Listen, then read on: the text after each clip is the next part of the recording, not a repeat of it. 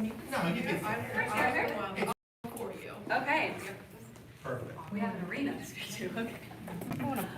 Hi, good evening, everyone. My name is Nicolette Chirilla, and I am the school counselor at the intermediate school, and I'm also the K-12 counseling department head.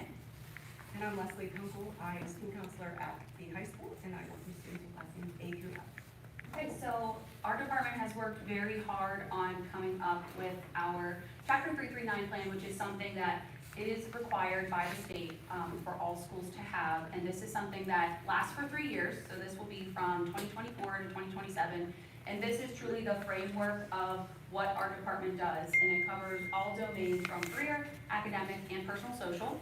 So tonight, we just wanted to give you a quick snapshot of what we do when it comes to career education. The first slide required to put who works here. So we have myself. I work at the high school with students A through F. You can see our ratios as well are indicated. Our colleagues Leah O'Malley works with students G through N. Danielle Boyd, students O through Z. So at the high school, we're floating around about 330 students assigned to caseload per one school counselor. At the middle school level, Mr. Steve DePace and Mr. Matt Swift split that caseload, so they have about 380 students to one counselor. And then our youngest students at the intermediate school and elementary school are serviced by Ms. Drilla. She has all of the students at the intermediate school, so right now she's tasked with servicing all 820 students, and Ms. Mary Krepp has all 882 students at the elementary school, so quite a daunting task for those ladies.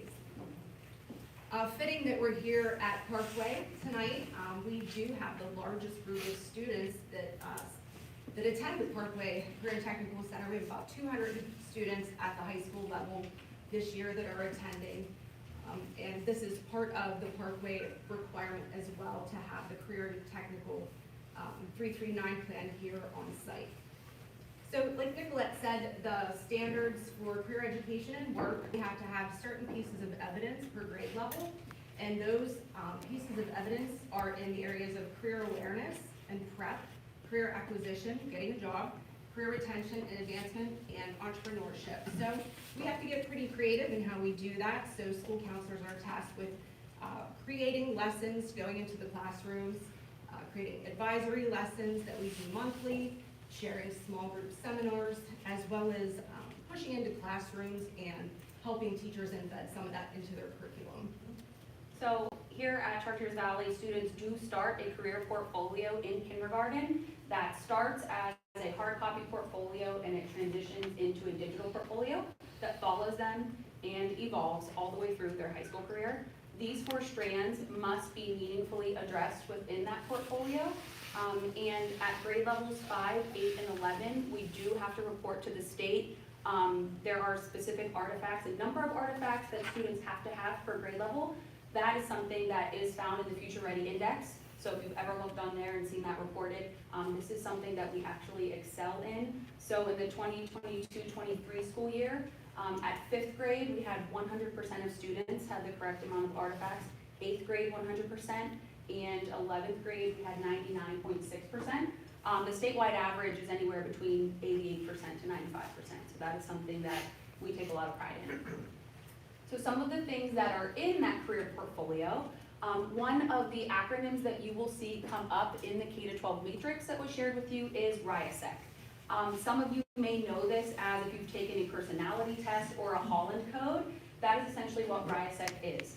So from K-12 next year, we are hoping to join many school districts in the area in adopting the RIASEC framework, which typically when you think about career awareness, we think about asking students, what do you want to be when you grow up?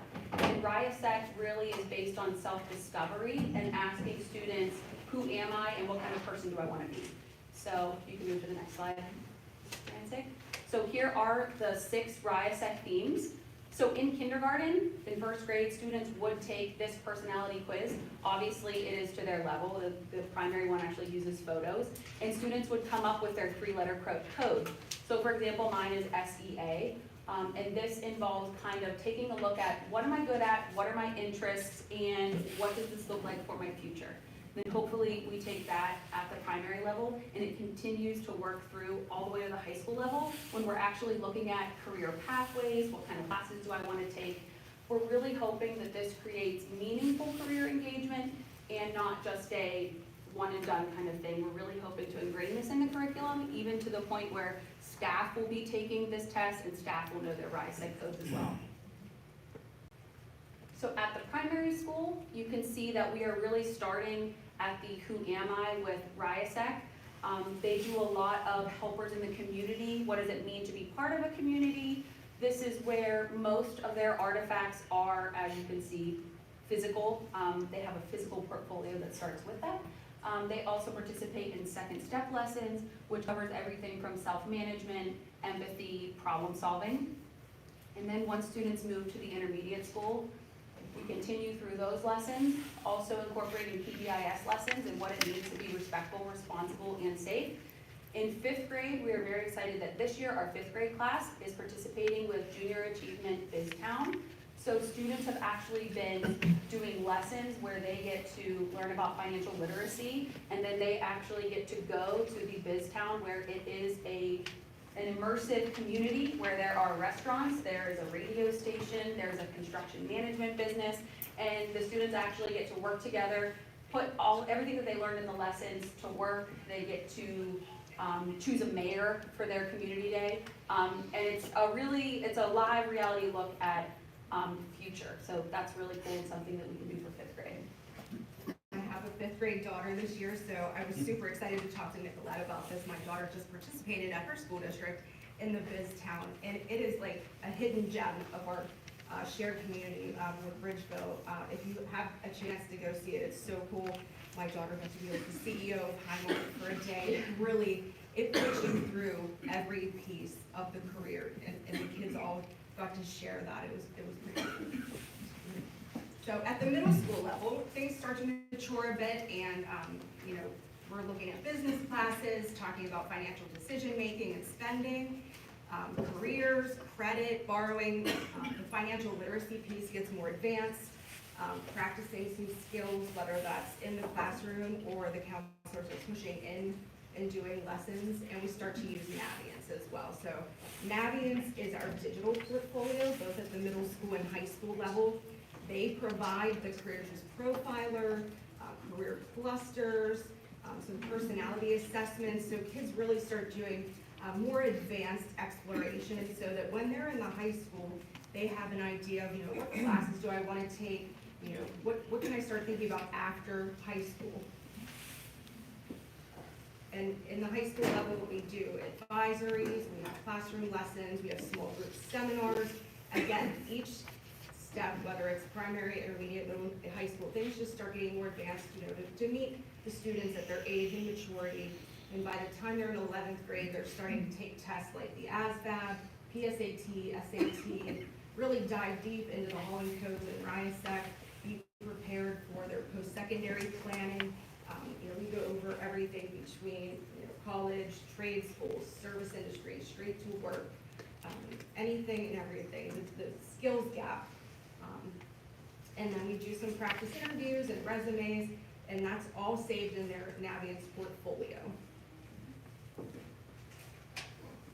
Thank you. That was a very quick snapshot, but thank you very much. My grandkids went to that BizTown. Unbelievable how impressive it is. I'm glad CV's doing it. Everything from kids are learning different, what's a bank, what's a credit union, they have to learn how to fill out a deposit slip. Yes. They go there with pre-filled out checks. They had to make job applications and submit job applications to, get their job that they're gonna be doing at BizTown. So it is really cool. We've gotten great feedback so far on that. Can you go to slide number 2? So, my question is the obvious. When you look on the right here, the intermediate school, I know we need to balance where people are, but having 800 and some people per one person seems like a lot.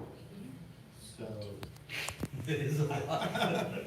I mean, look at that. I mean, you can see it. It's pretty crazy. So I think when we look at teacher allocation or hiring or whatever, rebalancing, these people at the intermediate school and primary school need help. I mean, they might not say anything, but 800 some people, that's a lot of people. I can't talk to 800 some people.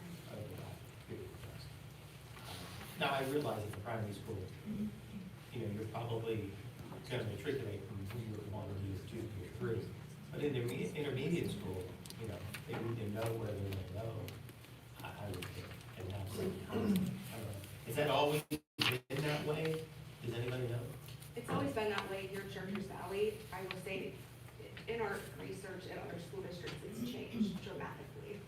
So our Interesting. neighboring districts are all adding, especially at the lower levels, and they're adding professional school counselors with master's degrees and state certifications. The Pennsylvania School Counselor Association and also the American School Counselor Association recommends a ratio of 1 to 250, which is very difficult. At our higher levels, 1 to 330, 1 to 380 is doable. Definitely when we get to the younger levels, we are so fortunate that our district is growing. It comes with a lot of challenges. And it boils down to affecting the kids. Whereas I feel like I'm constantly working in like tier 2 and tier 3. And there are a lot of kids that go unserviced and a lot of kids that, I don't want to say falling through the cracks, a lot of kids that need support. And I know I can be more effective and I know that I can serve students more effectively with support. And you're at the intermediate school? Mhm. So Yes. you're That's the me. person I'm the with one to 820, yeah, right. not almost Or 900, which I seeing- guess it could be worse. 72. But, yeah, that obviously is an If issue. you're looking at a bell Today. curve, that's where we're hitting. We're hitting our lowest population, our highest means population, those kids in the middle, and I think that's a typical complaint.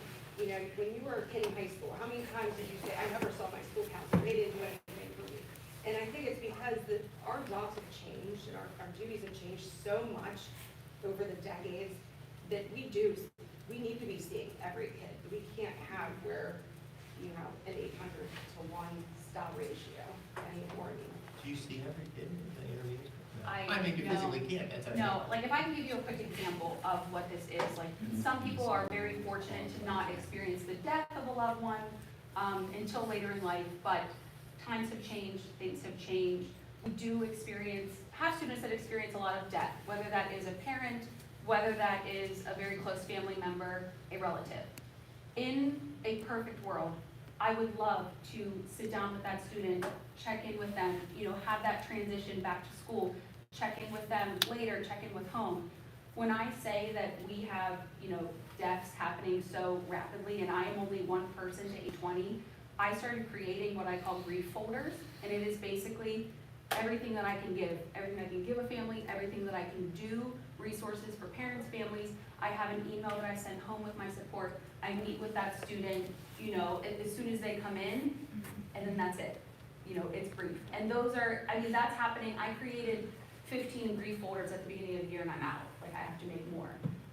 So to me, like, when I reflect back on that, I'm like, I picture myself, I picture myself as a 4th grader, and knowing, like, how someone could have had an impact on me in school and experiencing a death. And then it makes me feel like, I'm doing the best that I can, but we can do better.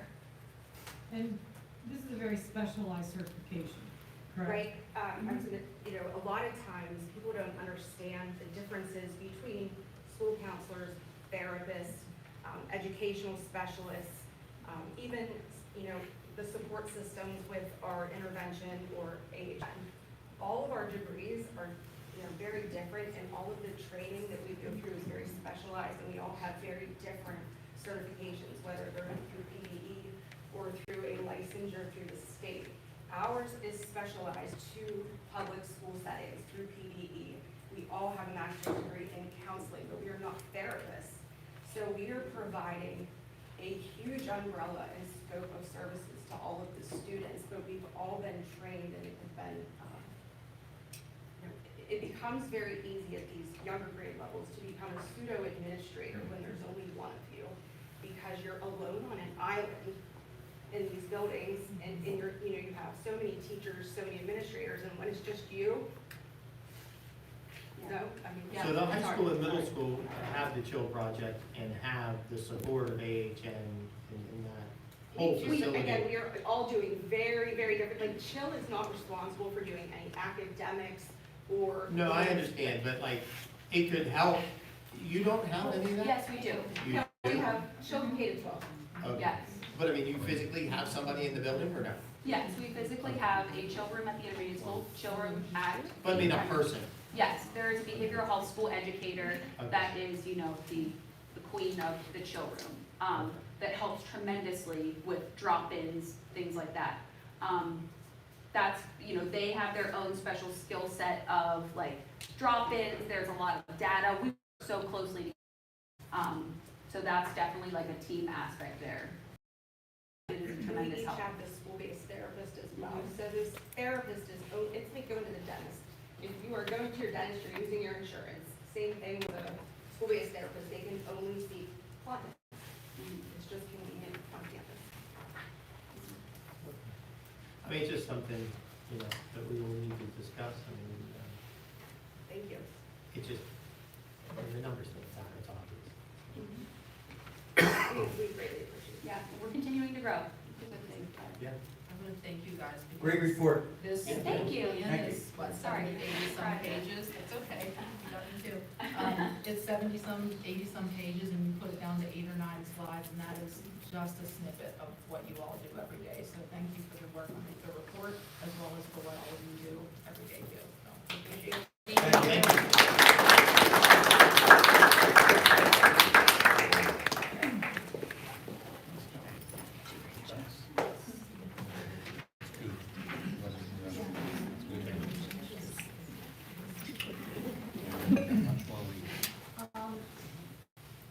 Board of directors, our auditors are here tonight, and I'd like to introduce them to you.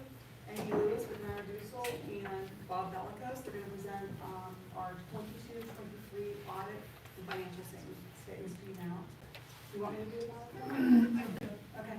Julie will go through it. Okay. Thank you. Welcome.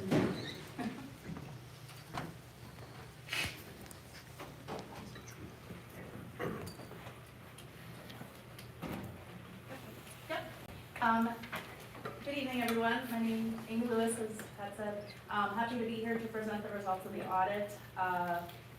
The PowerPoint I put together is, also just really to summarize the financial statements and all the other documents that you were provided in draft Word. Same kind of deal. This is a lot of pages. We wouldn't want to go through all these pages. It would take a very long time, so we like to try to summarize it in these points. But certainly, if there's something that you have a question about, or that we don't cover in our PowerPoint, by all means, I'm happy to answer any questions that you have. Just a reminder for the deliverables. There is the single audit, which is the big packet. That's the financial statements. That's all of the opinions and reports that go along with it, as well as the information that you're required to file as a result of the single audit, which is what you undergo because of the federal subsidies that you receive mainly through the PDE. So there's additional reporting that you have to do. This report will get filed once it's finalized. There's a federal audit clearinghouse, that's the federal government that collects all of these reports so that they can do their monitoring of the federal dollars that were spent out during the year. You also file with the state because they're watching the flow of the money that's coming from the federal government to them, to you. And then also the Allegheny County takes a copy of the record of your financial statements as well, and it gets filed. So all of those things will happen as part of the final process. We also issue a communication to those charged with governance letters, so that's just a couple pages long. Pretty boilerplate letter, doesn't really change too much year over year. We cover all of those points in our presentation tonight, but we give that to you as a letter because we're required to communicate those items to you as part of the audit process, and so we want to make sure we have that in writing so that there's documentation of that communication being done. There is a management letter where we provide some comments and recommendations for things that we noticed during the audit process. And we'll talk about what's contained in the management letter later on. And then the data collection form, which I mentioned, that goes part and parcel with the single audit. It is basically taking the single audit pages of your financial statements, putting them into the format that the federal government requires it to be in, and then that gets submitted electronically to their website. That is all due by March 31st.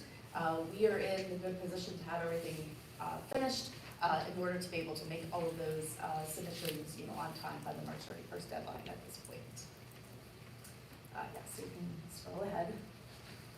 So the next couple of slides are the things that are contained in that communication through those charged with governance letters. So if you have that, if you're looking at that or you have questions on that particular letter, hopefully these bullet points will help you to understand that letter a little more. First and foremost, I always like to start off by just reminding everybody what our responsibilities are under U.S. generally accepted auditing standards. Also, we conduct the audit under the government auditing standards and the uniform guidance. Again, as a result of the funding, the government funding that you receive, we have multiple standards we have to follow. We perform our audit in order to provide a reasonable basis for our opinion. And our opinion is that your financial statements are fairly stated in all material respects. So a couple of caveats of that is that, we go in and perform the audit, we plan the audit based on our understanding of the district, our understanding of what transactions you had going on during the year, our understanding of your processes and procedures, and just anything that you think going on. We use that to plan the audit, but we don't certainly look at every transaction. We don't, certainly look at every account balance, but we do pull out the things that are of most significance to your financial statements and make sure that we spend a lot of time on those areas. So we can't give you absolute assurance that there's no errors in your financials, but we do believe that based on all the procedures that we did perform, that they are fairly stated in all material respects. So that's really the highest level of assurance you can get in any audit, no matter who the auditor is or what the audit process is. That's the highest level we can give you. Ultimately, these financial statements and data collection form and all of that information is yours, is the district's. So, we work with Pat, we work with the team to make sure that everybody's, in agreement that what's contained in the reports is, everybody says that it is telling the story, the numbers are accurate. So, because ultimately, they are your documents, so you need to own them. We just put the opinions on them. You can go ahead. So, there's been a lot of changes in the government accounting standards world in the last several years, so there's been a lot of new standards that have been coming along. We've talked about leases, there was subscription-based IT arrangements, which was similar to leases, but if you think about it for software. A lot of these new standards, were effective, had to be evaluated, but nothing had a material effect to the school district's financial statements this year. So luckily for you, for your 2023 financial statements, there wasn't really anything major that you had to adopt to pull in those new standards. So, so anything that you're looking at, but for activity that you did differently this year, will be consistent with how you've seen things reported in prior years, because there wasn't anything that really had to change how you were reporting things or disclosing items. We did not have to propose any material audit adjustments, but there were several adjustments that had to be posted and recorded that came up during the audit process. So, again, we worked with Pat, we worked with Cindy and the team to really make sure that the numbers were, updated to reflect the true activity and the true balances for the school district to present correctly on the 2023 financial statements. We have talked through with them about, why it came to be that some of those adjustments needed to be made. We worked through, what information they need to pull in order to be able to make those adjustments prior to next year's audit, prior to the end of the school year. So I think, they're in a good position to take that information and that knowledge and move forward into the next year. But certainly, there were changes to numbers that, so if you, are trying to tie this out to something you got previously, you may see that there will be things that are different. I always talk every year about the significant estimates, which doesn't change for any school district in the state of Pennsylvania, unfortunately, but it is your net OPEB and your pension liabilities, related to all those retiree benefits that you have, mainly through PSERS, but then you also have another retiree health benefit that you fund yourself, not through PSERS. So all of that requires some major estimates, and so I have a slide devoted to show you those numbers. Nothing's changed there, again, nothing changes about, your requirement for how you pay for that, it's just a lot of additional disclosures, a lot of different additional numbers that you have to present on your financials. Otherwise, no difficulties in performing the audit. Again, we worked through a lot this year to get to where we are, and the staff was very, should be commended for all their hard work for getting us to this point.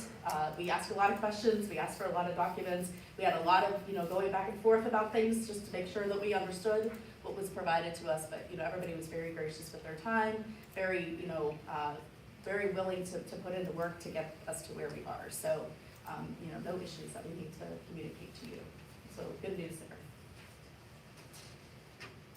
Here's the snapshot of those liabilities that I mentioned previously for the PSERS. Again, you have to reflect your proportionate share of the PSERS liability on your financial statements, reflect that that's really, the piece that is yours of the whole puzzle. It does not change how you fund it. You just have to report that that liability was accrued because those employees worked during the, to earn that benefit. They worked at the district, and so it becomes part of your obligation to make those payments to PSERS over time. PSERS will direct to you, what your required payments will be every year. There's nothing that you need to do in addition to fund that. Just follow along with whatever the PSERS requirements are. So then just a couple very high level financial highlights, because I realize you're, 9 months through the next fiscal year, you're thinking about the budget for the following fiscal year, so not to confuse a lot of numbers, we're sticking to some of the big items just so you have a sense of, what was it that we were auditing in fiscal 23. You still were spending ESSER funds, you had spent about 1.7 million during 2023. We did test that as our major federal program in the single audit.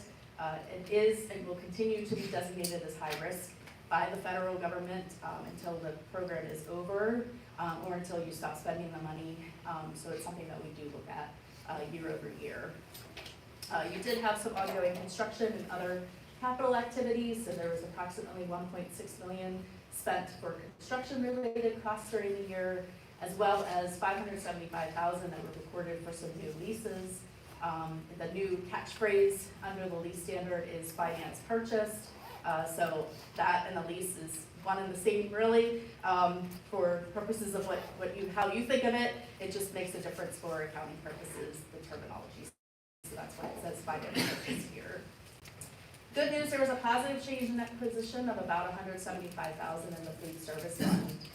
So, that's certainly a reflection of post-COVID, just an ability to be able to get some positive changes in those funds across many schools. This chart gives you a snapshot of your fund balances for all of your individual funds. The biggest one obviously being the general fund. You have certain categories of fund balance that get divided into the total. And there's reasons for why they are categorized differently. So the first row is non-spendable. That represents things like prepaid insurance. You've already outlaid the cash. You're just waiting for the premiums to come. You paid it because you had to pay it in advance of the premium year. So you're waiting for the premium year to be able to say that that's an expense to you. So you don't have that cash anymore. But so that's representing that. The restricted line represents bond money or other outside money that comes into the district that tells you have to spend it on a particular purpose. So you do not have the ability to change that. That's something that somebody outside is telling you this is what this money has to be spent on. That's about 15.5 million. Committed are things that you have committed as a board, as a district for specific uses. So you have things like debt stabilization, capital projects, some post-employment benefits, things that you have said, we want to make sure we have fund balance available to make those payments in the future.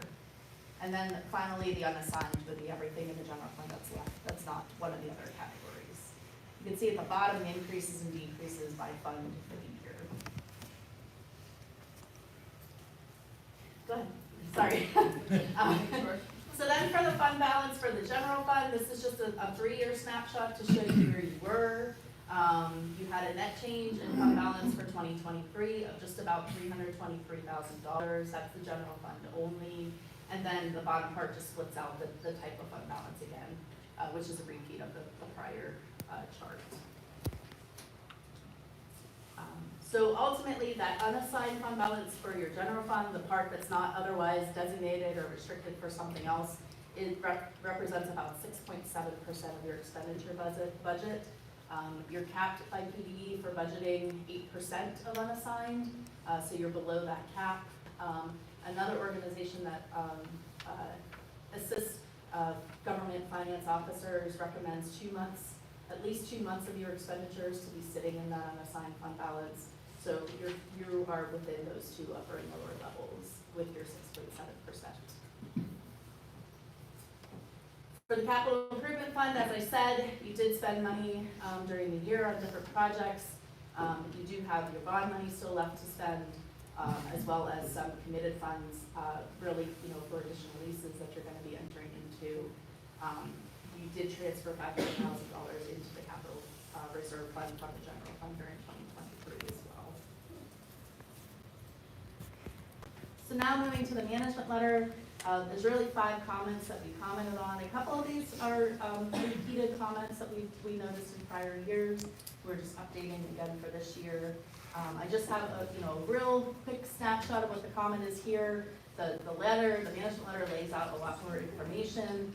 There will also be, management has drafted some responses to these comments, so they will include those responses in the comments.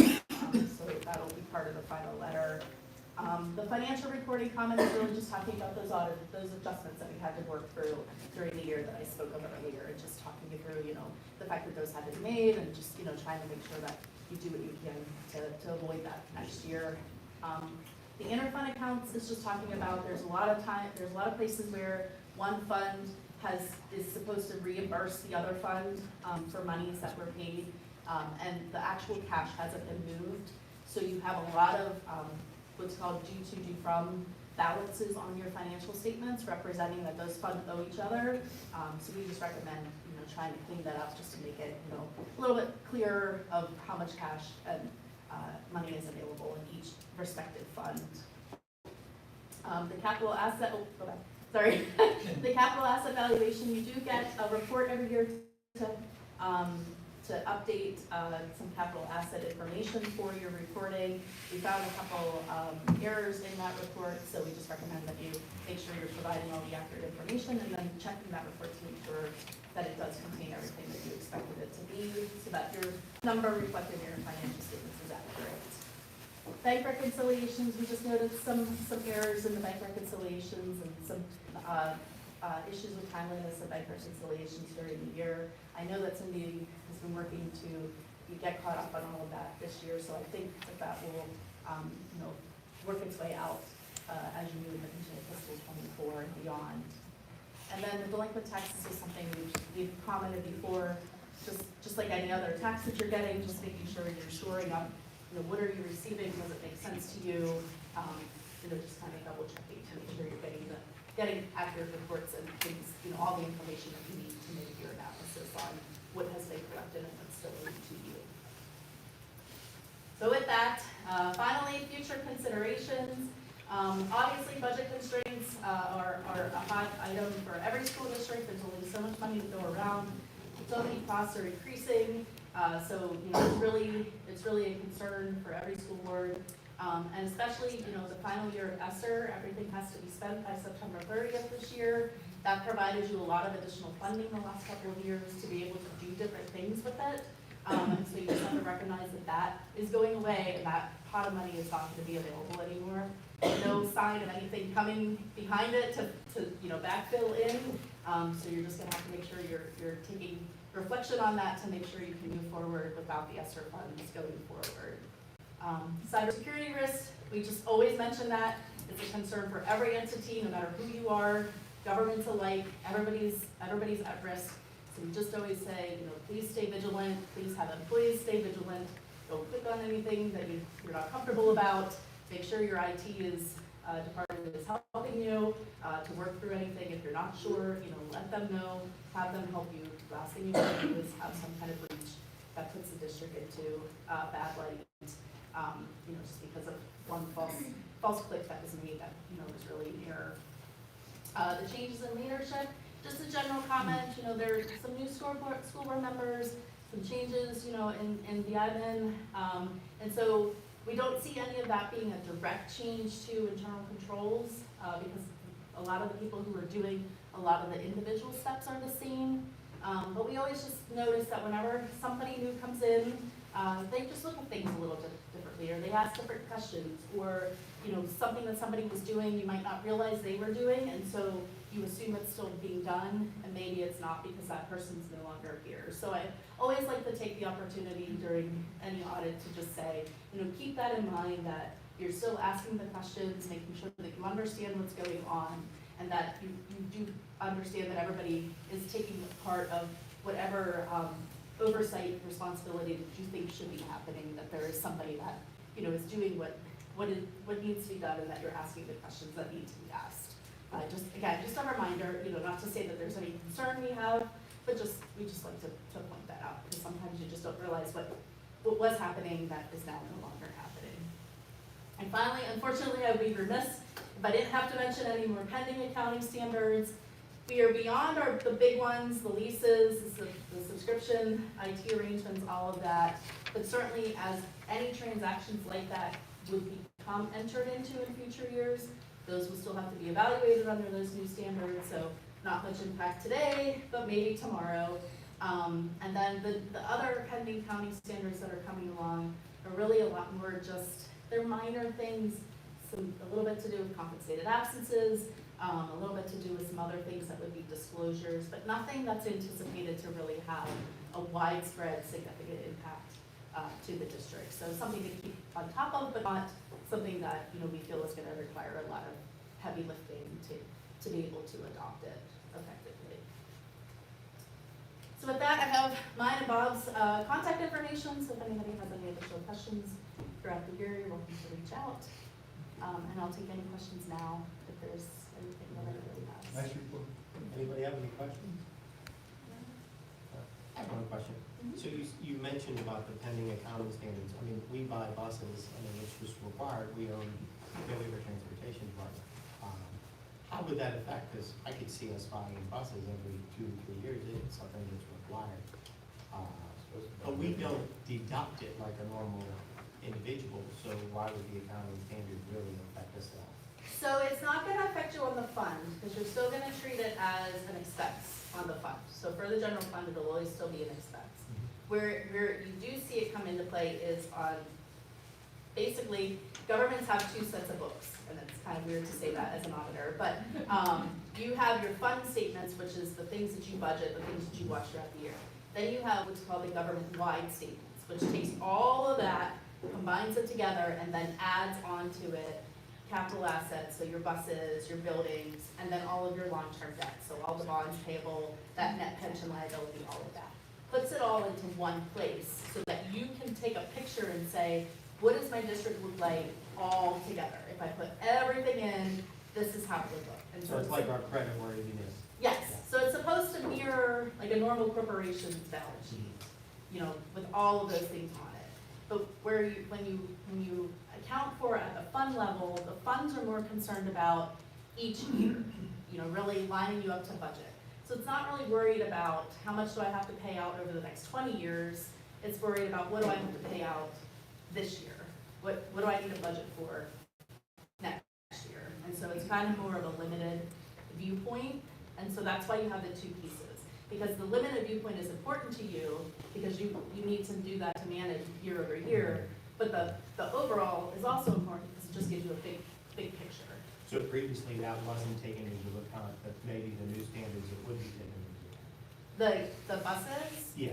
Right, years ago, you wouldn't have really, you would have reported that you had the buses, but it wouldn't have been quite the same magnitude of what you're seeing nowadays in government reports.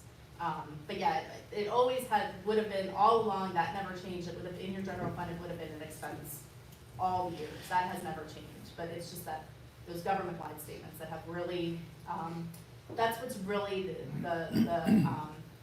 what's causing a lot of these accounting standards is they're trying to make that statement as complete as they can get it. So anything they can think of that they think needs to be on there, they're Which adding. makes sense, yeah, exactly. Hey, thank you so much. Yeah, thank you. Thank you for your report.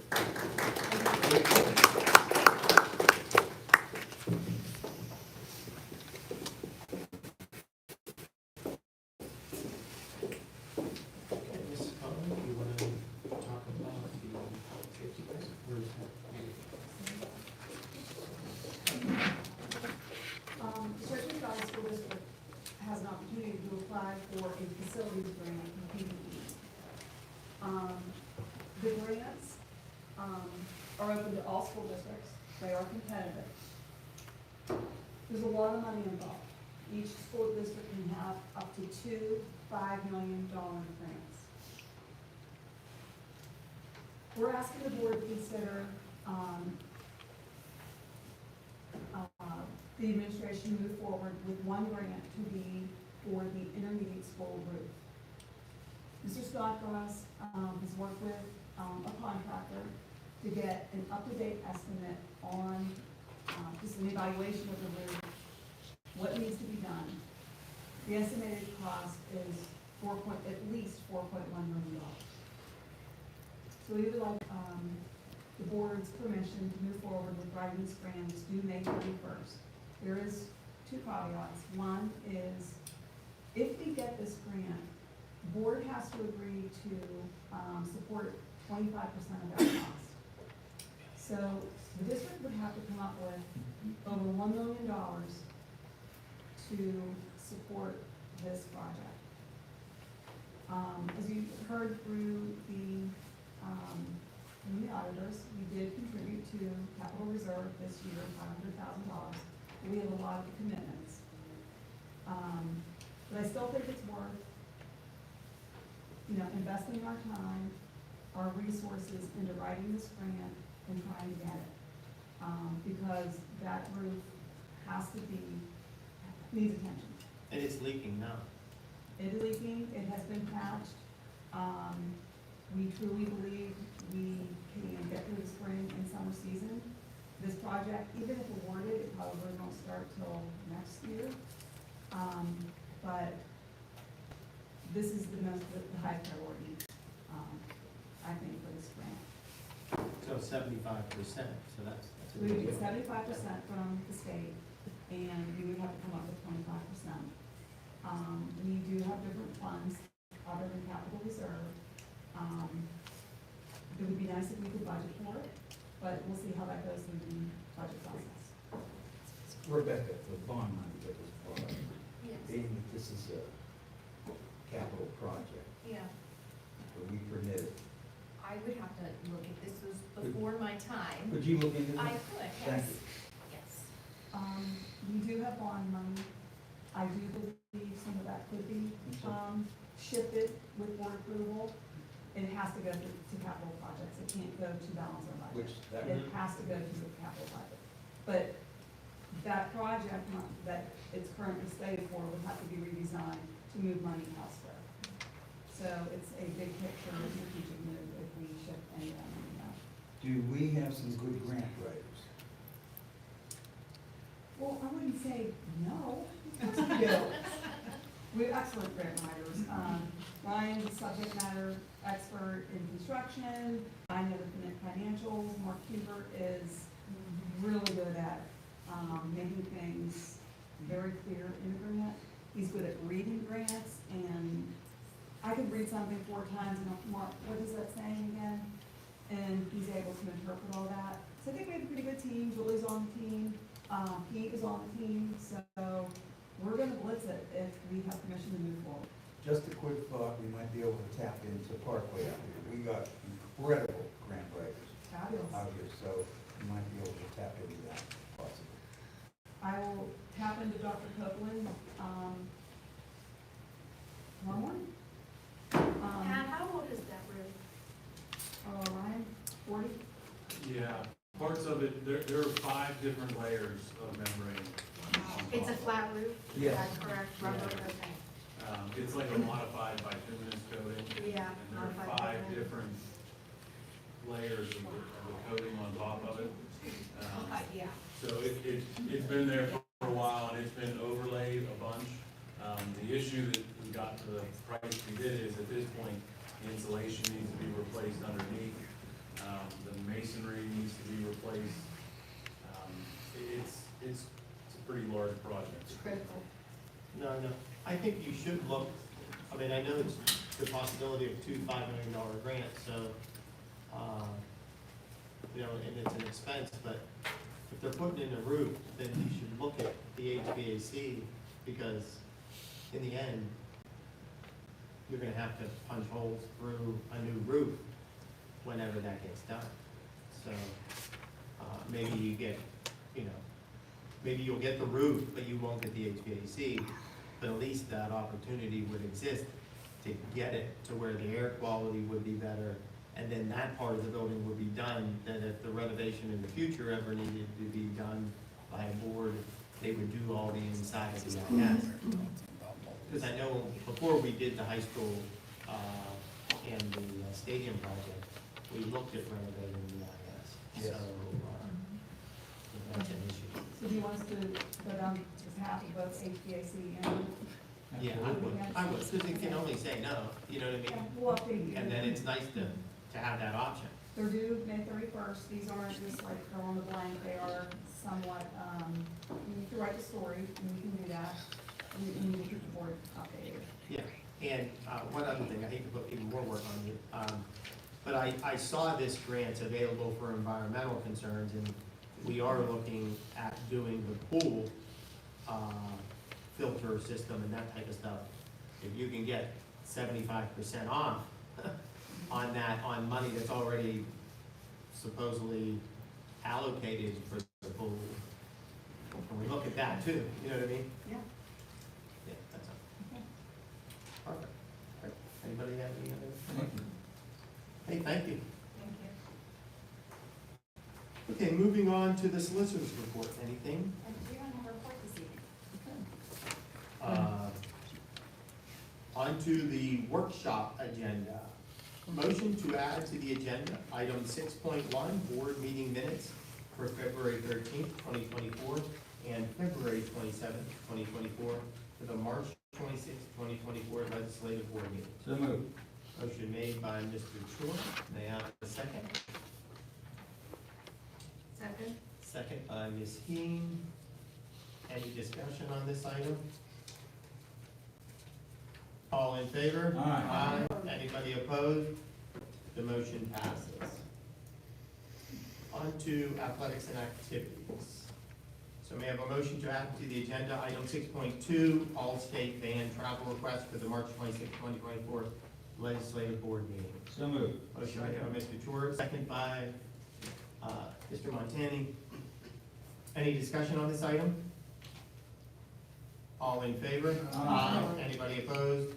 The motion passes. May I have a motion to add to the agenda item 6.3 PMEA Regional Orchestra Travel Request for the March 26, 2024 legislative board meeting?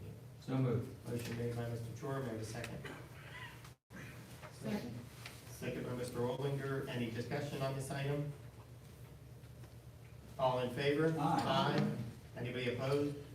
The motion passes. May I have a motion to add to the agenda item 6.4, CV Athletics Top Golf Fundraiser for the March 26, 2024 legislative board meeting? So moved. Motion made by Mr. Chora, second by Mr. Olinger. Any discussion on this item? I would just like to thank our athletic director for moving quickly on a lot of these items, and I have great anticipation that big things are gonna happen with all of them. Exactly. Please attend the Top Golf fundraiser. Thank you, Zach. Thank you, Zach. All in favor? Aye. Anybody opposed? The motion passes. One other things, Mr. Hayward, just so we clear up some things and I put it on the record. We discussed last time, you have since instituted a coach's handbook, just to let people know that will address the wearing of red, white, and blue during games.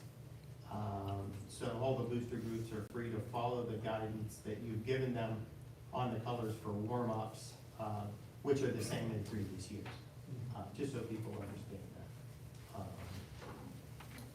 And then that is it for athletics and activities. On to personnel. Mr. Yes. President, may I just say one other thing?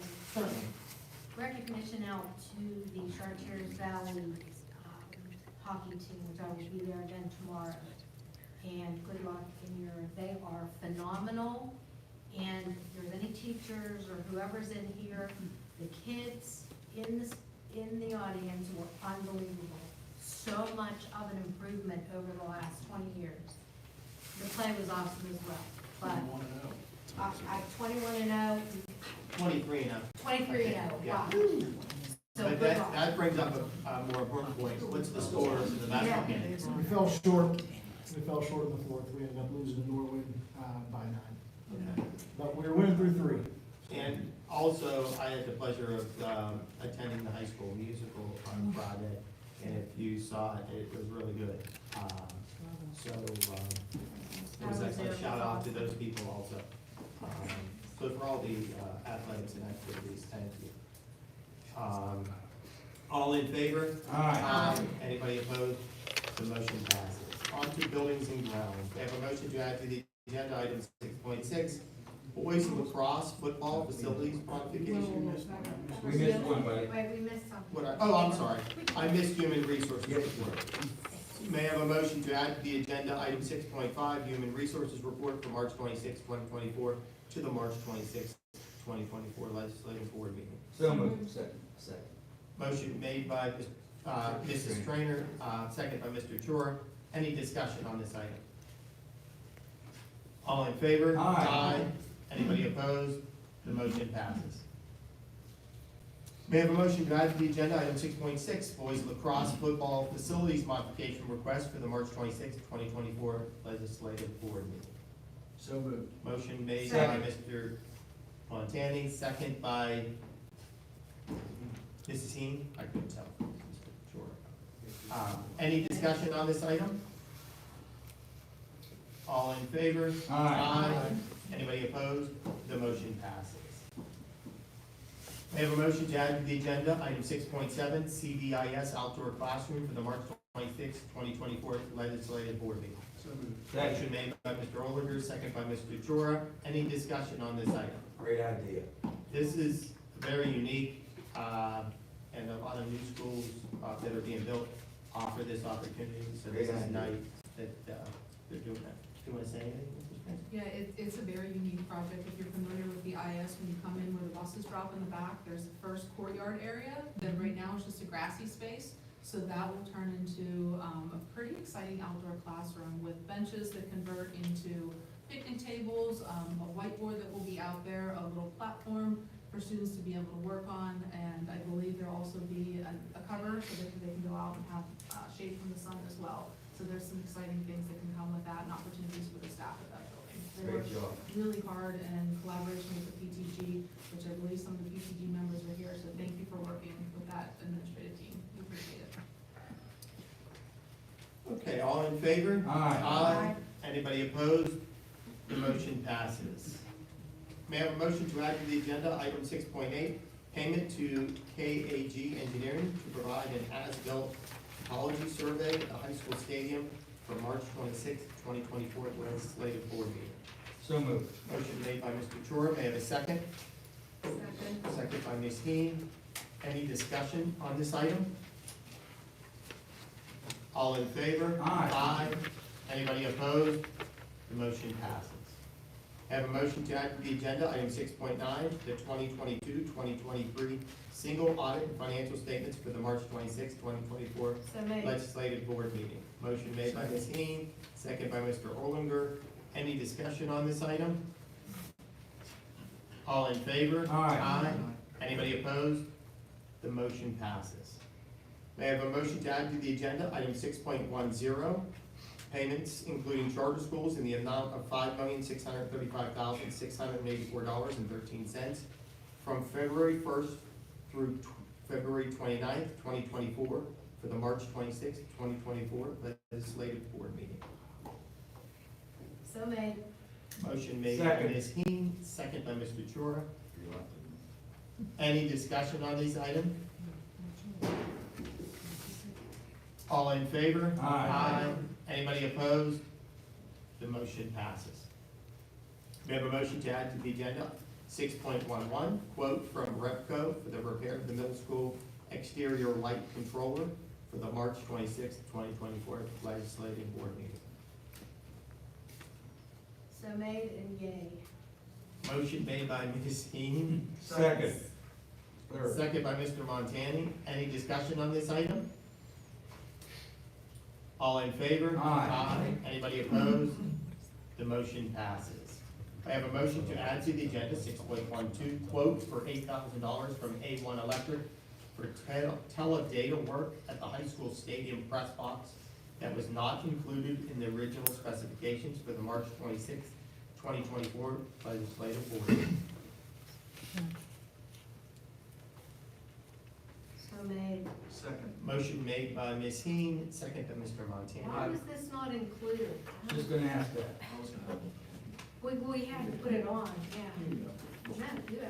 No, I was gonna ask, teledata drops, is this like Ethernet Yeah. ports and? Yes, this is Wi-Fi? from, well, Packeneg does this. Well, it's, right, it was not part of the original specifications in the drawings, and the, press box did not come with that kind of thing. So in order to connect the whole thing, you spend this money to make it connected to, so there's connectivity in that space. Why on a capital reserve, why not bond? I mean, that's part of the bond issue up there. You're right, it could be either one, it could be either one, it wouldn't matter. Leave But the it- money in capital reserve. Not well for maybe our project, that's right, you take it from the bond, that's fine, that's fine.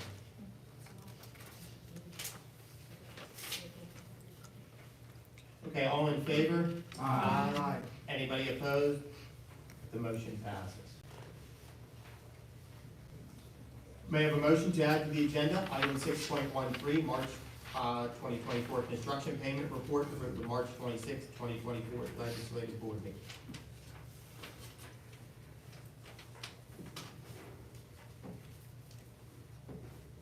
So moved. Motion made by Mr. Montani, second by Mr. Olinger. Any discussion on this item? In the past, was this itemized, or am I imagining that? Because it just shows the amounts to the different places. There's an itemization all the way down. Oh, is it? Okay. Yeah. Yeah, I think My apologies. what, no, but I think it's a good point, because what I think you're gonna end up seeing, and Oh, I Pat see. can correct me if I'm wrong, you're gonna see this every month or so, Yeah. now, because Mr. Calendar's payments needs to be spent, or paid, and then the architect will get paid depending on what happens. Before, this was just all lumped under the Correct. CM, and you didn't know where. Where it was going. Well, where it was going, yeah, so it should be broken out now. Thank you, Mrs. Chairman, for the full on it. Okay, all in favor? Aye. Anybody opposed? The motion passes. I have a motion to add to the agenda, item 6.14, three-year contract to include 2024 through 2025, 2025, 2026, and 2026, 2027 fiscal years with an option to extend with A.J. Myers and Sons for transportation services for specialized runs as needed according to the attached rate schedule for the March 26, 2024 legislative board meeting. Motion made by Mr. Olinger, may I have a second? Second by Ms. Heen. Any discussion on this? If I may, Or Ms. Sexton, I'm sorry. is this normal, these increases? 4% on the increase every? I thought it was a little bit high. That is A.J. high. Myers is excellent. It's very important that we lock these in because of the shortage of drivers. These do our outsourced runs for special ed, charter schools, the ones that really we don't have the equipment to handle internally. We thought it was a little bit high, but they have to pay their drivers and we're paying them, just like we do. Okay. And that's why this one and the next one is offered too, because there are different transportation services besides our transportation. Yeah, that this we is a do something supplement separate. to our fleet, Yeah. because we don't have enough, vehicles to meet all the needs. They typically are outsourced. You wanna chime in here, stuff? Yeah, most of them are outsourced, based on, that we don't have enough, aides, some of them are wheelchairs, we don't have a lot of wheelchair vehicles in the fleet, so that's why they're typically outsourced. And then we also have some for, Three Rivers that are kind of the one-offs, the ones that are homeless and go on to the school line and stuff, so. Steph, if we purchase these vans, but then now you gotta hire a driver, benefits. Which you can't pension, find. You sick can't day, find and even you can't individual. find. I do have some, we're actually trying to employ some of our van drivers, because we don't have, currently have any vehicles. We don't have Or, vehicles, okay. Are those vehicles expensive? You're looking at between 50,000 to about 80,000, Wow, depending just for on what one. you're buying, yeah. Plus the upkeep. Yeah, Yeah, Yeah. and then they're just like, But, no CDL, right? next month during the budget presentation, Stephanie and I will be talking about, a purchase plan for replacement vehicles. And, the plan is to, it's sort of like what we always talk about, you gotta spend money to save money. We need to purchase these vans and then take those runs back from the contractors, 300 a day, we'll pay for the vans over time, and then we own them. And we have our own in-house maintenance staff. We have 3 mechanics on, on payroll. They're highly skilled in this type of vehicle. The worst thing that we could do is have all that overhead of our transportation department and outsource. We can bring as much in as possible. It will save us money. And bringing those back in doesn't impact any of this. No, the contractors know that, it's not sky's the limit. We're not promising them anything. Yeah, we're not locked into a certain number of runs. No, we told them about 10. This year we have 15 with AJ Myers. we have 12 with AJ Miners, and currently we have 6 with Chartiers Valley. So we want to bring more out. So when people don't, like, say people are sick, can you call them for them to supplement? No, you No. can't do that. It's a scheduled service. This is a scheduled service, so if we have a student assigned to a new special education placement and we don't have a vehicle this time of year, we have to outsource it. And it might be only, for lack of better words, it's like an Uber service. They have door-to-door service and they're usually the only student in the vehicle. Anybody have any other questions? All in favor? Aye. Anybody opposed? The motion passes. May I have a motion to add agenda item 6.15, 3-year contract to include 2024, 2025, 2025, 2026, and 2026, 2027 fiscal years with an option to extend with 3 Rivers Limousine for transportation services for specialized runs as needed according to the attached rate schedule for the March 26, 2024 legislative board meeting. So moved. Motion made by Mr. Torres, second by Mr. Overby. Any discussion on this item? All in favor? Aye. Anybody opposed? The motion passes. May I have a motion to add to the agenda item 6.16, AIU 2024-2025 Program of Services Budget for the March 26, 2024 legislative board meeting. So moved. Motion made by Mr. Torres. May I have a second? Second? Second by Mr. Trainer. Any discussion on this item? All in favor? Aye. Anybody opposed? The motion passes. May I have a motion to add to the agenda item 6.17, 2024-2025 AIU School District Notice of Adoption and Use of Funds Agreement for the March 26, 2024 legislative board meeting. So moved. Motion made by Mr. Jora. May I have a second? Second. Second by Mr. Trainer. Any discussion on this item?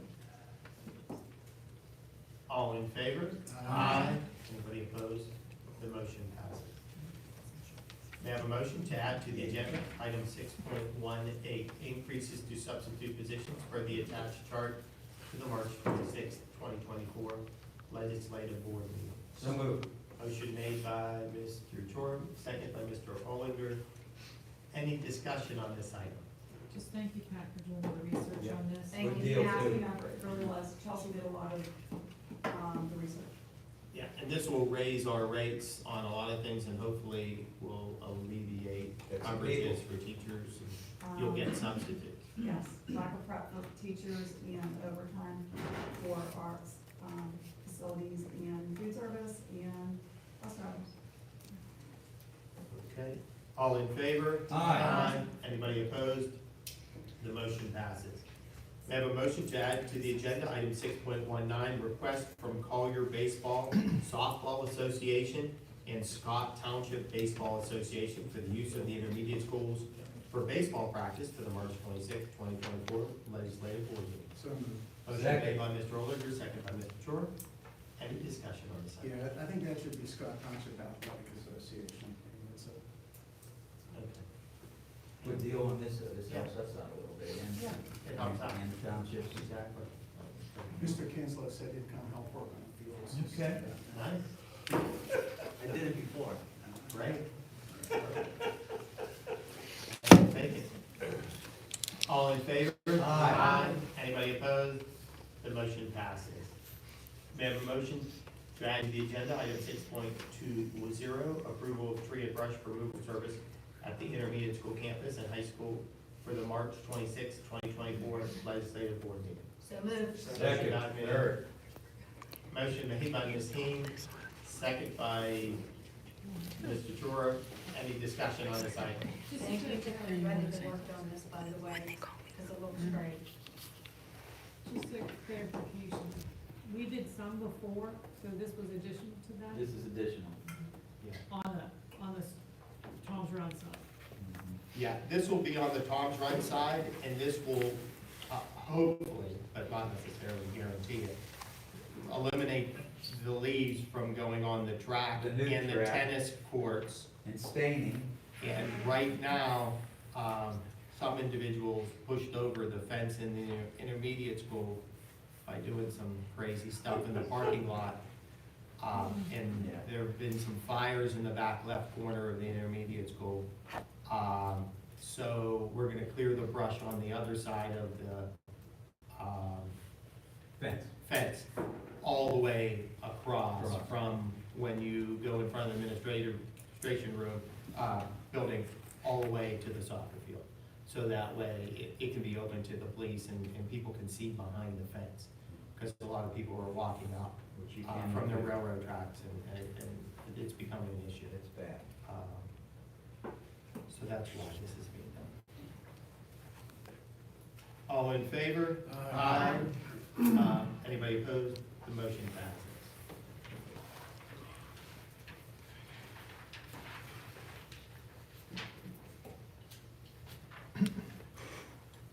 So I'd like to amend and add to the agenda,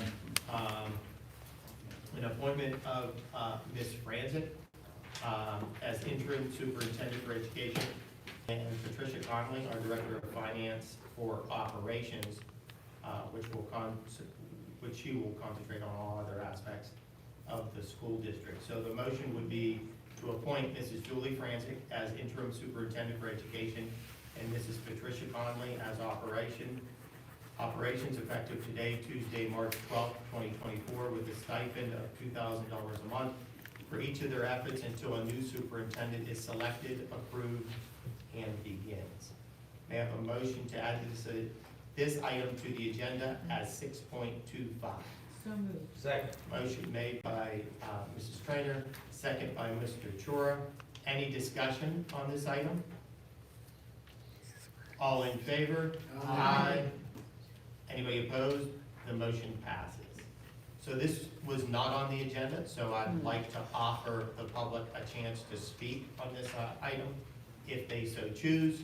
And you obviously can speak at the end also, if anybody wants to say. Okay, now the item is added. Oh, I'm sorry, I didn't see. Is this just a non-agenda comment or? No, on this item. Yeah, okay. So now the item's been added to the agenda, I'd like to make a motion 6.25 to approve that motion. So moved. Motion made by Ms. Heen, second by Mr. Chura. Any discussion on this item? Thank you for all your extra work, it's very much appreciated. Yes. Thank you. Good team supporting us too, so we appreciate all of their efforts as well. Here's another thing too, we're kind of making out as a school board here because a number of school districts would go out and hire a retired superintendent, paying him or her $750 a day. So these two folks are doing that job, and it's over a long period of time, it's costing us far less. Sure. Yep. Perfect. All in favor? Aye. Anybody opposed? The motion passes. I'd like to amend and add an item to the agenda, the hiring of Tom Templeton of Templeton Advantage LLC for a superintendent search. So moved. May I have a motion? I just want to be formal here. May I have a motion to add to the agenda item 6.24? Motion made by Mr. Chura, second by Ms. Heen. Any discussion on this item? I would have to say that the board looked at approximately 5 or 6 different options of consultants in-house, other ways to look for a superintendent. We previously, from the last superintendent, have utilized Mr. Templeton in our search, and in utilizing him, he'll meet with the board to develop a description of our expectations. He'll also come up with a timeline with guidelines, and as we did before, offer a variety of informational sessions with parents, employees, and taxpayers to get their feedback as we search for our next leader. So I'd like to offer the public to speak on this particular item, if you so choose.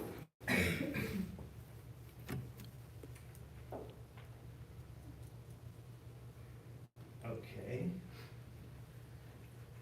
All in favor? Aye. Anybody opposed? Okay, the motion passes. Now that the item has been added to the agenda, I'd like to make a motion to approve.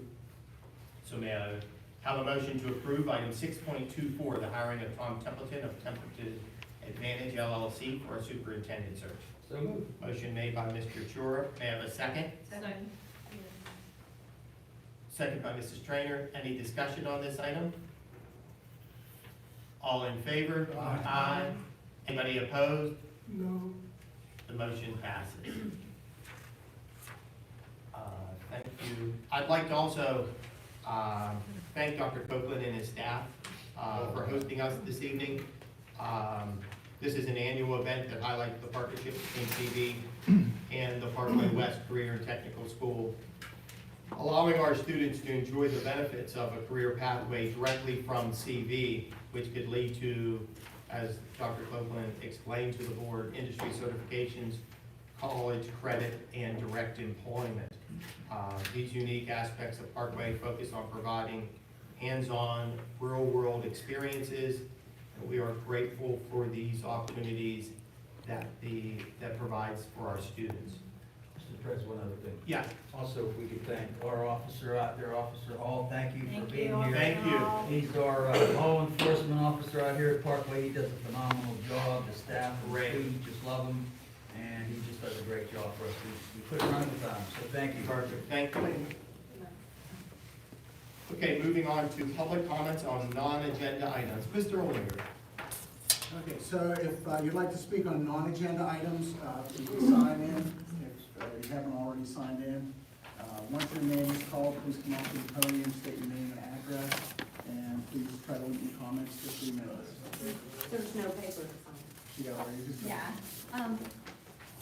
First up is Michael Kinslow.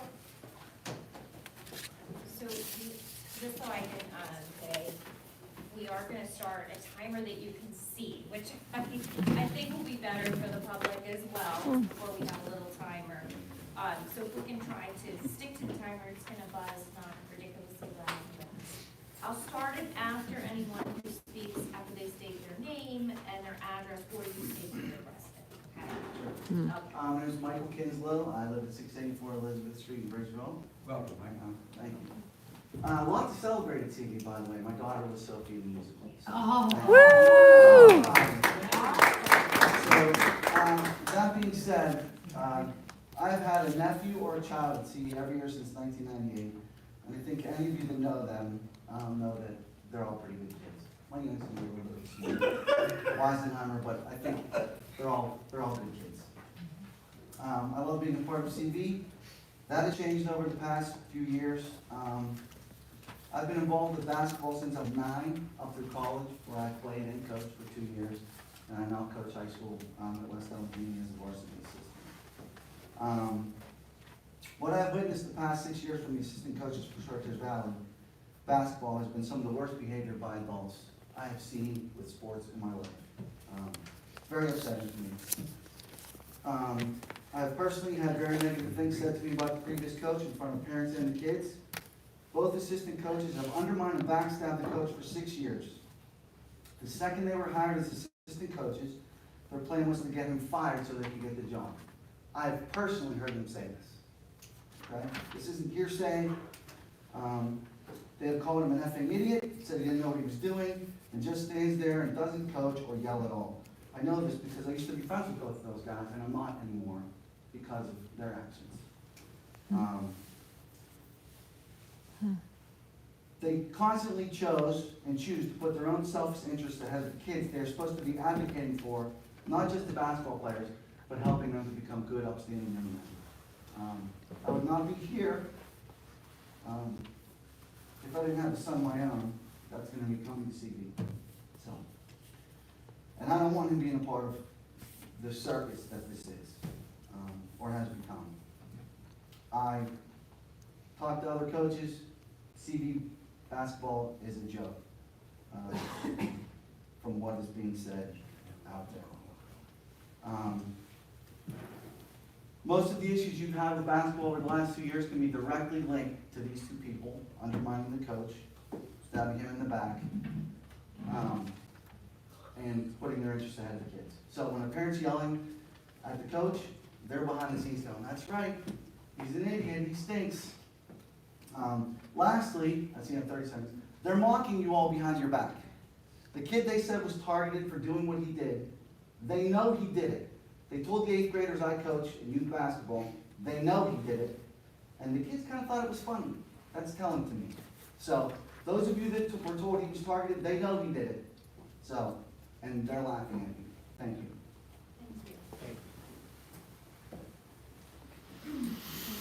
Emily Marco?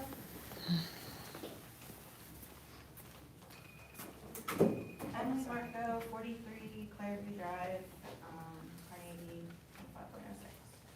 I just have questions, not a lot of comments today. But I was just curious because someone asked last meeting, and I don't think that it was very clear. Can you all confirm that all of which board members have received all 3 clearances and have turned them in and submitted to the school? I don't know. Can you provide that information? I can't provide individual board member clearances, but I do know if they have a key card, they have their clearances in. That's what I can tell you. Well, who's responsible for tracking the clearances? The same people who are responsible for tracking volunteers? The administration does. Yeah, they were submitted to the HR director, she reviewed all of them, and she has them on file. She then issued, I don't know. It's no told different Kelly than, to create the. it's no different than a teacher getting hired. You have to go Right, through all that. the clearances, everybody that gets hired has to go through You clearance. have to sign the So form. do each one of you have your clearances? Not each of them. Not Those of not us who everybody. have a key Those card. that have a key card have all the necessary things that a teacher would get. Okay, so have any of the school board members gone into the school since December 5th unaccompanied without clearances turned in? No, not that I know of. Yes, yes, they have. With a key card? Because they can't have The a key card doesn't matter, I'm saying the No. clearances. I don't care if you have the key card or not, like. Someone with a key card, let them in. With a key card. Correct. Oh. Okay, well, have any of you gone into the school knowing that you don't have clearances? Yes or no? Not that I know. Each person I'm asking, not just you. I know, but this isn't a Yeah. back and Yeah. forth, this isn't an inquisition. I It's mean, a come on. question because Exactly, and I'm telling you the answer that I know. I know, but each individual will know if they went into the But you're not school. gonna come up here and ask individual questions of all 9 board members. I'm asking because my kid goes to the school and I wanna make sure that all of you have clearances if you're going near him. That's right, they Well, should. we If all they're- have clearances. They're all have clearances, and if, they don't, then they'll be accompanied by someone in the school, as we've had, tours before, during school. Yes, as long as they're accompanied by a school representative at all times. Sure. And we represent the school. No, you're not an administrator. No, that's not actually how that works. Okay, thank you. That's- 6 seconds. Okay, real quick then. Did the school board vote on and approve the expenses associated with the horse statue, base, and LED sign at the field? Your 3 minutes are up. I appreciate your comments. you.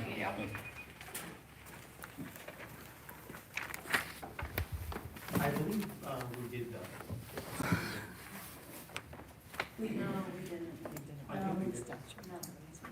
And that was a construction meeting where many of us were concerned about that.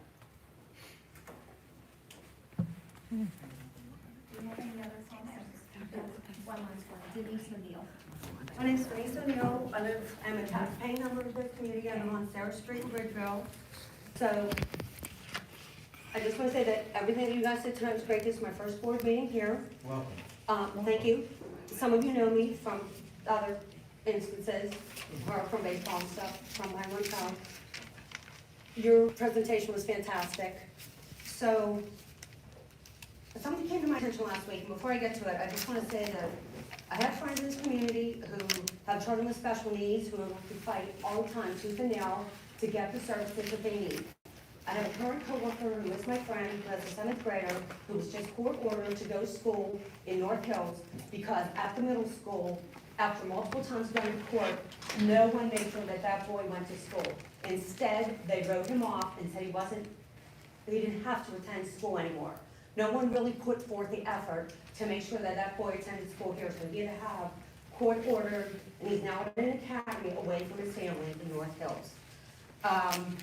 There are so many things that are great in this school, but there are other things that we are lacking in.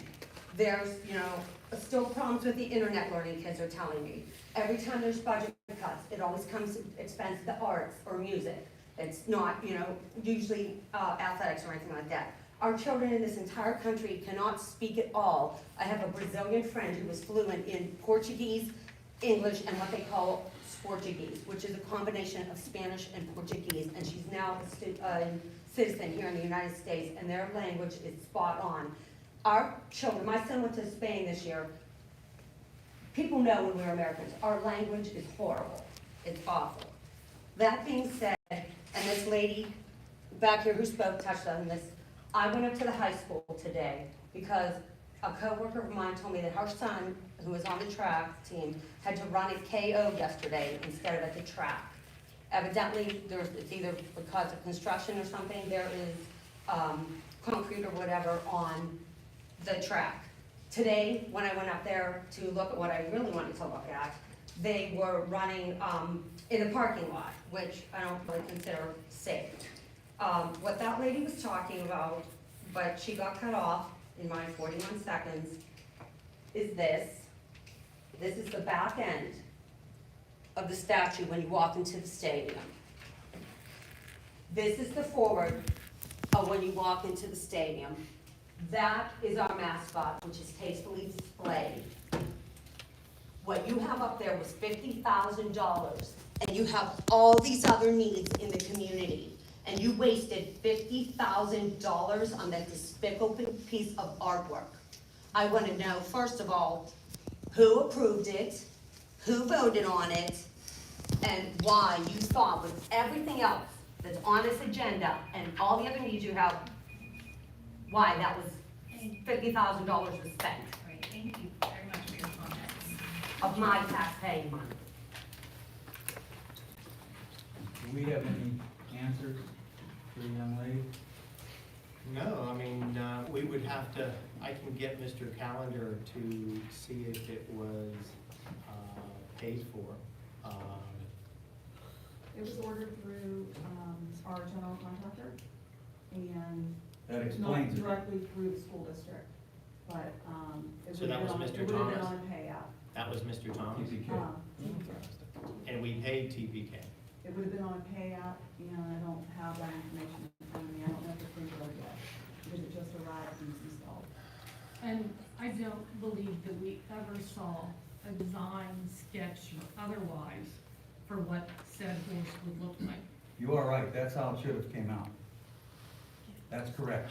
That's been the mascot for years. That's on my gear that I purchased, that I proudly wear. Yeah, so can you just let it, bring that up at the next board meeting, or, have that payout to see if it was paid for prior?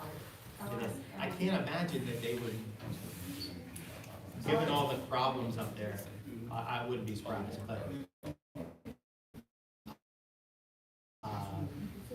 that he would install it without being paid for. Yeah, I'll ask Mr. Calendar to help me with that. Yeah. Could we all find out we also find out who designed that? Most likely the architect. Because that whole front facade was there in the beginning. That's on the website, if you look now, With the horse stand? with the horse stands, yeah. Well, but that was a Draft. sketch. We at no time saw a design, a outline of what the sculpture would look like, or anything like that. I would never voted for that. Yeah. I didn't, so. And I believe that discussion was at a construction meeting in October. It was well before. I just have, Can I add something or put something Sure. up where I would like, this just did not sit right with my mind. Yeah, if you could just, when you take the podium, state your name and address so that you're a resident. I would like to make a motion for the key cards to be just that, just an identification purpose until we can establish. We're not doing that, we have to go through, public Still on comments the first. public comment, so Yeah. we're gonna come back to that. Yeah. I'm sorry, you don't have to say that, you can Oh, just. okay. Yeah. Okay. Hi, my name's Christine West.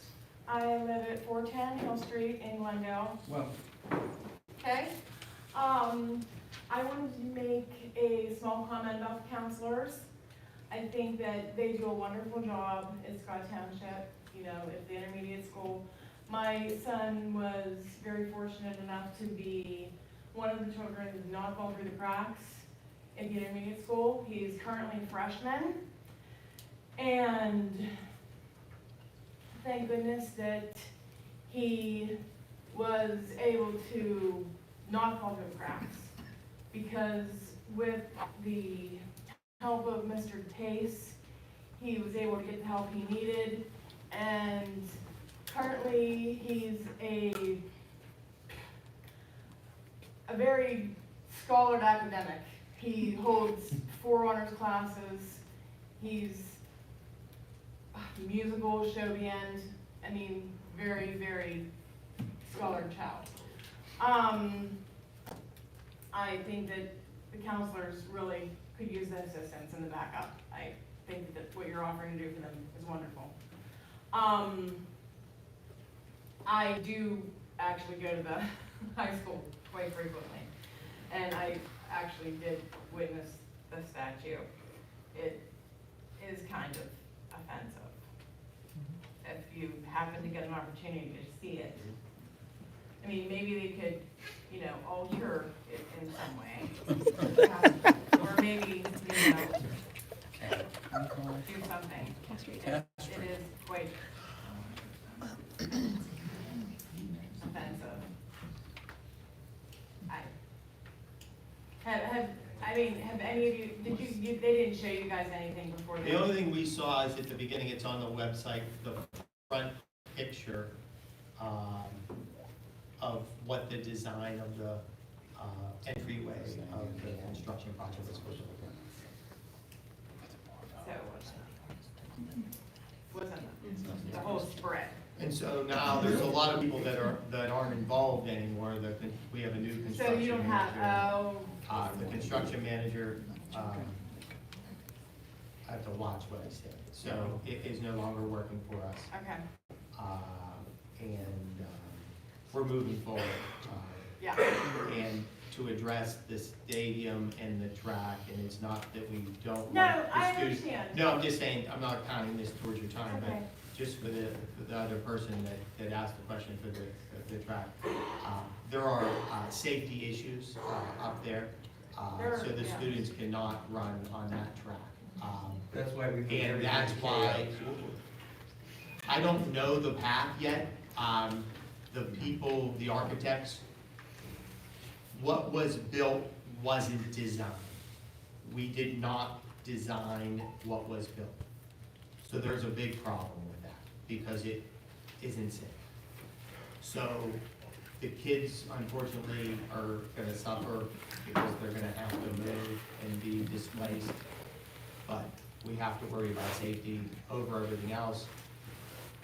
To modify that, we're looking at modifying that, and that's what you'll hear in the next few school board meetings. The architect has to take their original drawing, since it wasn't necessarily built like how we drew it, to something we can get to for it to be safe.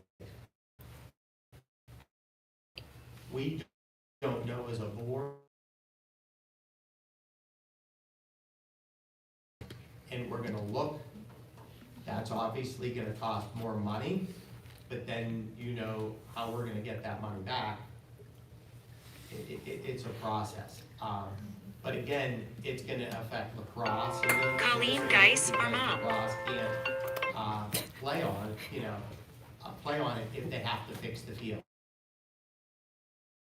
If they have to rip any part of the track out, which there's a curb, that would be it.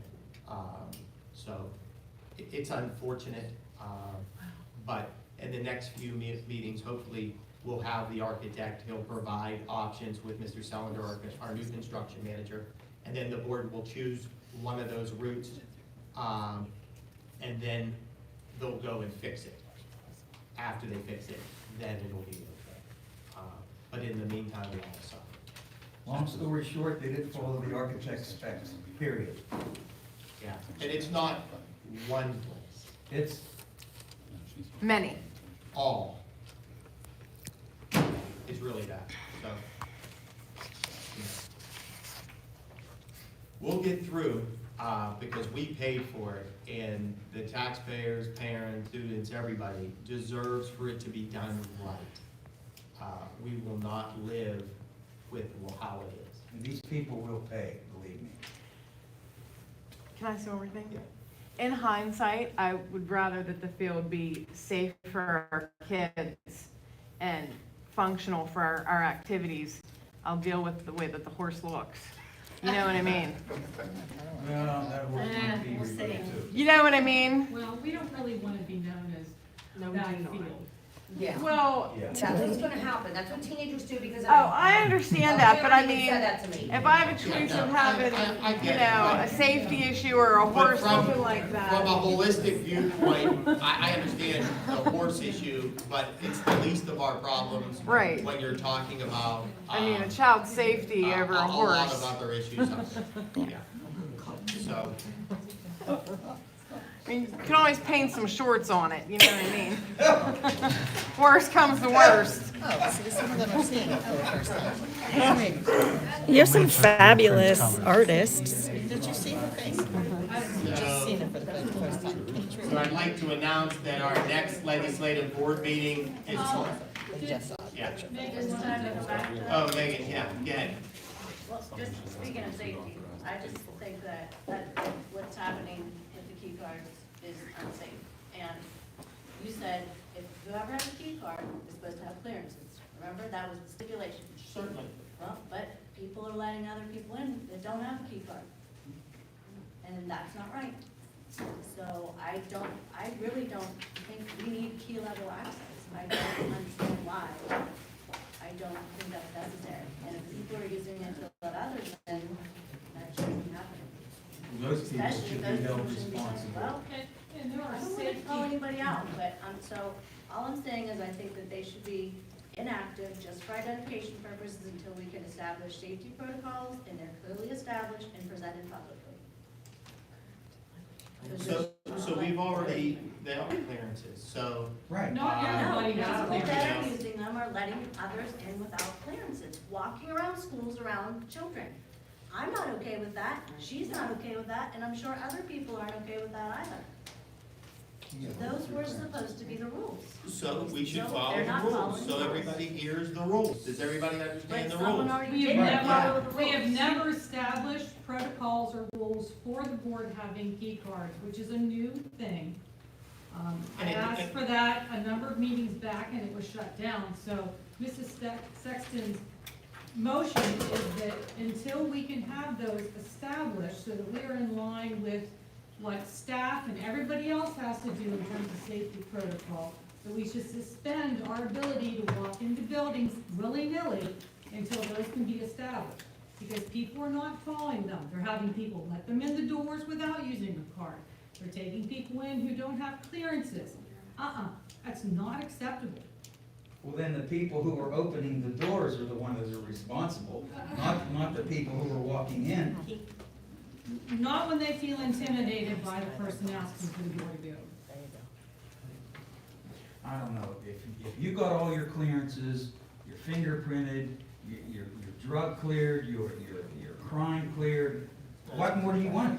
There are still protocols. Stay out of our school. Even Whoa, when, Whoa. even when I was a curriculum leader within the district, my key card only allowed me access to the places that I was responsible for.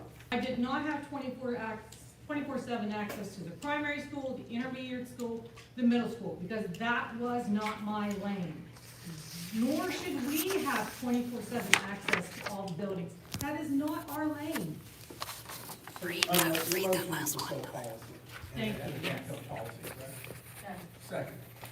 I thought we did that December 5th. We Yeah. did not set any We policy. never You said walk anything. into the building, you go to the principal's office, you sign in, you talk to the SRO people, and then you're on your way with your badge. But that's not what people are doing. That's not what people are doing. Do we have a second? Yeah, I did. Okay. Put that in writing. So- So this would be Okay, so we'll add to the agenda, yeah. So let me go back here. So 6.26, yeah, 6.26.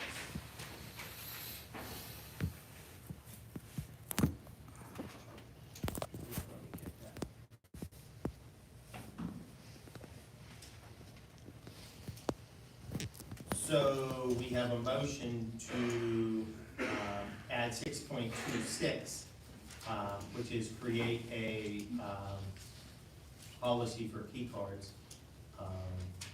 And the motion was made by Mrs. Sexton and seconded by Mr. Olinger. So can we amend that to say not only just a policy, but it is in line with the safety protocol for all buildings, staff, and employees? Okay.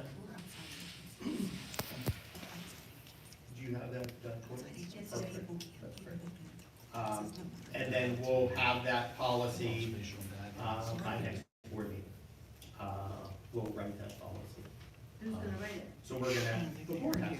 Well, shouldn't you talk to the safety, like, Yeah, that he's doing? I think what should happen is whatever's required by an employee should be required by the person that has the key card. So all those safety protocols which I thought were Well, the being people followed. that have, Exactly. the board members that have their clearances, that's exactly what they have. Yeah, but we could write it in policy, it's fine. That's fine if we put it in black and white. It's fine, put it in That's black and what's white. happening already. That's fine, exactly. No, you're not, I don't think you understand what you're saying. We completely understand what you're saying. Someone else let someone in. No, Without- So we're that gonna in- we write, can we're put that gonna in write a policy for without- key cards. Okay. We're gonna write a policy for But key you cards. understand what I'm saying. I had a guest come in who doesn't have a clearance, who was looking at a room. What, now, am I allowed to bring that person in? No, Under what no. business? I mean. What business do they have there? Administration? Whoa. So here's the thing, when anybody comes into the buildings, Yeah, I was with Okay. you. Yeah, they have to go through, going in through the main entrance, we did. you have to provide your ID. We were not, as staff members, ever allowed to have guests in our classroom unless they were cleared ahead of time and people knew they were coming in. There are certain things that are set up to maintain the safety of our buildings and the safety of our students that we would never, a board member would never be aware of because you haven't been on that side. What I'm saying is, what they're held bound to, we should also be held bound to. We cannot be allowed to have carte blanche to walk in and out for whatever. Well, we're gonna create, and that's understandable, and that's your opinion. And we're gonna create a policy that will pass for key cards. Correct? But the public is not That's okay all with you correct. having key cards. Exactly. Okay. You're going So- against your own policy. All in favor? Wait, can we have the motion just? No. The motion read. What is the motion? Courtney, do you have it written down? I don't need to put you on the spot. Well, it's approximate written, but I do have it. A motion to create a policy for key cards that follows the safety protocol for staff and, I'm sorry. All employees in school. Employees and staff. Thank you. But don't you already have a policy that's board visitation of Sorry. schools? Board meeting. The meeting's over. I mean, come on. It is not adjourned. All right, if the meeting's over, then let's table this so we all sit down and discuss it rationally in our executive session and come up with the correct. No, you're not. That is Sunshine Act law. That is against open records and Sunshine Act. You can't table. Yeah, you can't table. We have Yeah. a motion on the Please. floor with the first and second. Yeah, you can agree with it or you can disagree with it. And we'll go with that. And why don't we do a roll call and start with Mr. Broski? Mr. Broski. Yes or no? Yes, we should have key cards. That's not the. That's not the motion. It would have a policy. You have to follow the motion. We'll have a policy to have key cards. Because I'm reading this little thing here that Megan brought to the board. Excuse me, this isn't discussion. This isn't discussion. That's all. Mr. Jory. Yeah. Mrs. Drury.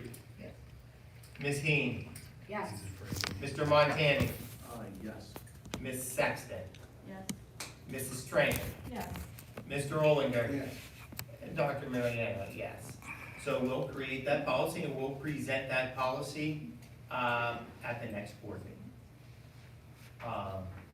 How many reads does a new policy? On from there. Okay? I make a motion to adjourn. We will, and one second. That's the next thing. I think. Yes, I'd like to announce that our next legislative board meeting is March 26th, 2024. And our meeting on April 24th, I believe, or 23rd, 2024, we're actually moved to the high school from the intermediate school. I think the high school or the middle school, depending upon activities and athletics, where we'll have a tour of the high school complex and possibly the architect and the construction manager are going to speak to the board in public session about the stadium project. So may I have a motion to adjourn? Yeah, may I say something real quick? Oh, certainly. And I'm not going to make a motion or anything on it, I just wanted to bring up the idea I was thinking about this today, because this is the third straight meeting, we've moved from 6:30 to 7. Yes. Idea just popped into my head, maybe it's something we all can think about, possibly just to give us on a week-to-week basis more time in executive, just moving these to 7 o'clock in general. That's a good idea, yeah. You know, years ago, we used to start at 8. Or we Yeah. can start our executive. Well, some people can't necessarily get. Just something to think about. Yeah. No, it's good. Yeah. Can I ask a question? So, may I have a motion to adjourn? So moved. Second. Motion made by Mr. Montani, second by Mr. Jura. All in favor? Aye.